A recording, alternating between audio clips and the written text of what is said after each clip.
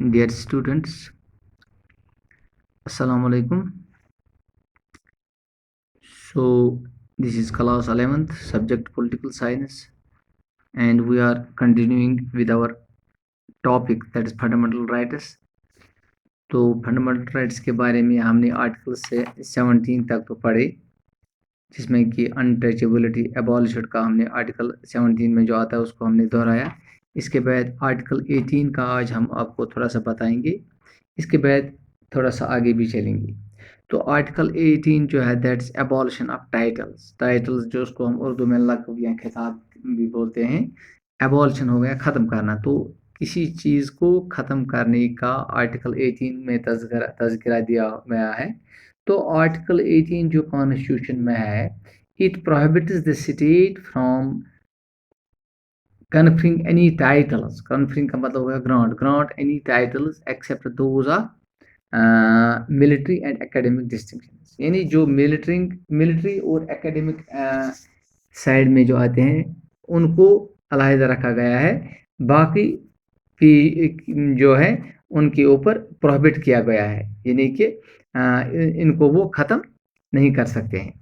तो मिसाल के तौर पर स्पेशल फीचर्स आर्टिकल 18 के जो हैं दे आर ब्रिटिश गवर्नमेंट में, जैसे कि राज बहादुर एक टाइटल दिया गया था या खान बहादुर, उनको एबॉलिश किया गया है। लेकिन मिलिट्री और एकेडमिक डिस्टिंक्शन जैसे कि general, brigadier, professor and doctors, they are exempted from this provision. यानी इस आर्टिकल 18 में जो ये आते हैं इनको एग्जेम्प्ट किया गया, यानी इनको अलहदा इनके ऊपर ये कानून नहीं है। आर्टिकल 18 जो एबॉलिशन ऑफ टाइटल्स है, इनके ऊपर इसका मतलब इसका किसी तरह से इनके ऊपर ये इसको हम अप्लाई नहीं कर सकते। So this is article 18। तो इसके कंटिन्यू करने के बाद यहाँ पे हम राइट टू फ्रीडम जो आता है आर्टिकल 19 to 22 में, फ्रीडम का हमने तज़किरा किया। तो 19 से लेके 22 तक जो आर्टिकल्स आते हैं इसमें ज़्यादातर फंडामेंटल फ्रीडम आर्टिकल 19 में आता है। तो फंडामेंटल फ्रीडम जो है, it ensures to citizens 6 fundamental freedoms, यानी कि सिटीजन जो शहरी है उनको 6 तरह के फंडामेंटल फ्रीडम्स दिए गए। वो कौन से हैं? इनमें सबसे पहला जो है that is fundamental of speech and expression. Speech या एक्सप्रेशन यानी बोलने का, जिसको हम आसान तरीके में हम समझ सकते हैं बोलने का हक। यानी हर एक शहरी को जो इस मुल्क से ताल्लुक़ रखता है उसके पास ये हक है कि वो किसी किसी चीज़ के ऊपर अपना पॉइंट ऑफ व्यू रख सकता है या बोल सकता है।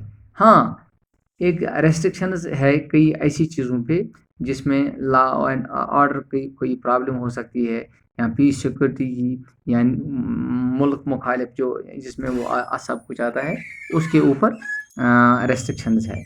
So restrictions can be impose for law and order, peace security and national integrity. इसके बाद दूसरा जो है that's freedom to assemble peacefully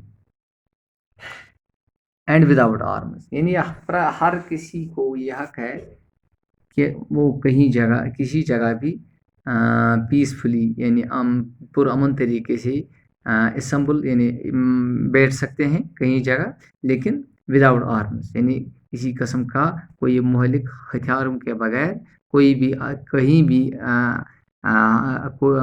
groups में या विद असेंबली जमा हो सकते हैं। तो यहाँ भी ये चीज़ है कि रेस्ट्रिक्शन है सिर्फ कि लॉ एंड ऑर्डर प्रॉब्लम नहीं होनी चाहिए।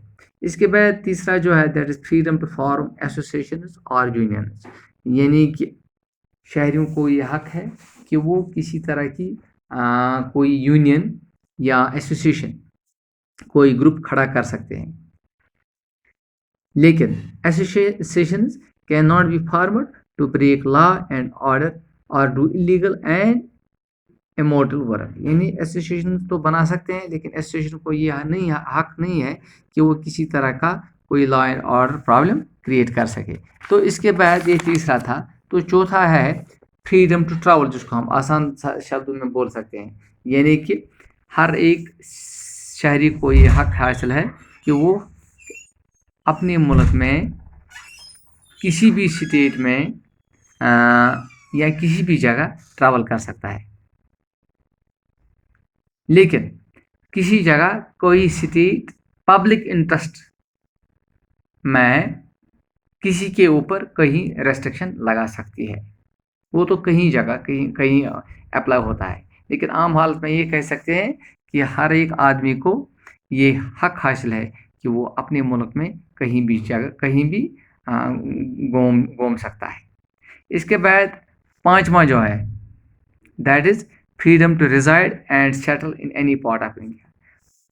किसी भी जगह कोई भी शहरी रह सकता है या एक तरह से कयाम कर सकता है।